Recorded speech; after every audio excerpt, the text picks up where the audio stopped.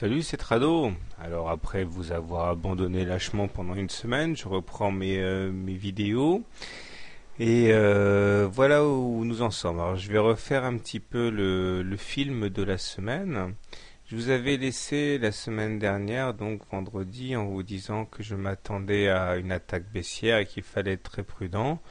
Et je suis tout à la fois surpris par la violence de l'attaque qu'il y a eu et du rebond tout aussi surprenant qui s'en est suivi. Alors voilà où nous en sommes.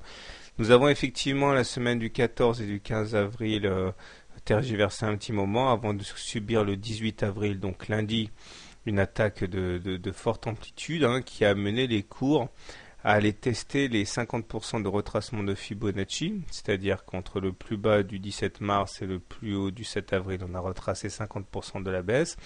On a pile poil clôturé sur ces 50%. Et après avoir trouvé un appui raisonnable sur ce support, on a inscrit lundi une nouvelle bougie en forme de harami.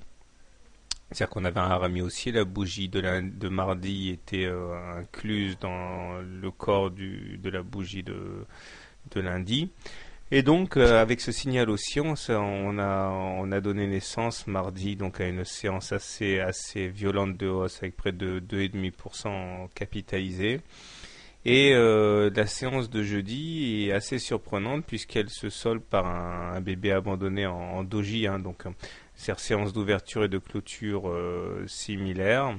Le niveau d'ouverture et de clôture est similaire, donc on a une sorte de croix comme ça, qui montre que par rapport au niveau d'ouverture, eh bien, il y a eu une passe d'armes entre haussier et baissier, sans qu'aucun des deux n'ait véritablement réussi à prendre le dessus sur l'autre. Alors maintenant, on s'expose à une formation en étoile du soir. Ce serait si on a une bougie lundi ici rouge en dessous de la croix, clairement, ce serait une étoile du soir. Donc à suivre, parce que ce serait un signal baissier.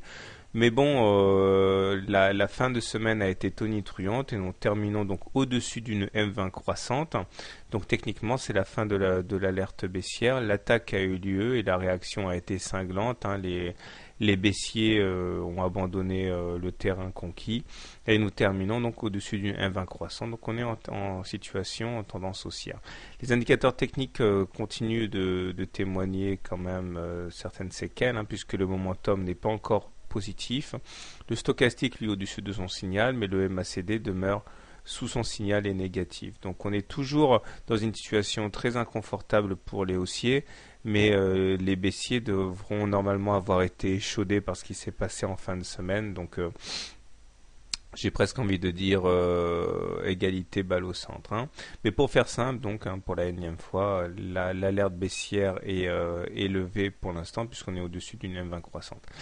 Alors, si vous voulez acheter le CAC, tout naturellement, vous préférerez acheter sans doute au contact de la M20. Pour les plus prudents, vous attendrez un contact avec la M7 pour acheter. Si vous êtes baissier, je pense que le mieux à faire est d'attendre un contact et un échec sur le haut de la fourchette d'Andros bleu, qui correspond également au plus haut du 7 avril. En hebdo, ce qui serait intéressant de voir maintenant, c'est notre situation par rapport à la M20, comme d'habitude. Nous sommes au-dessus d'une M20 croissante, donc on est toujours clairement en tendance haussière.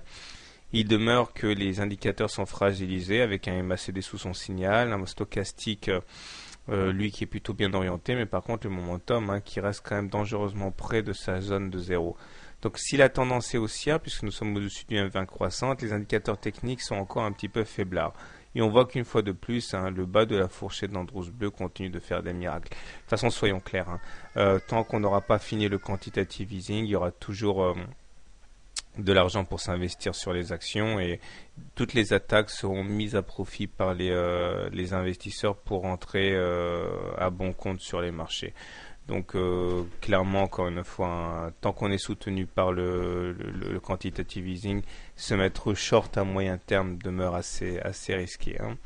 Voilà, donc bonne soirée, bon trade et à demain.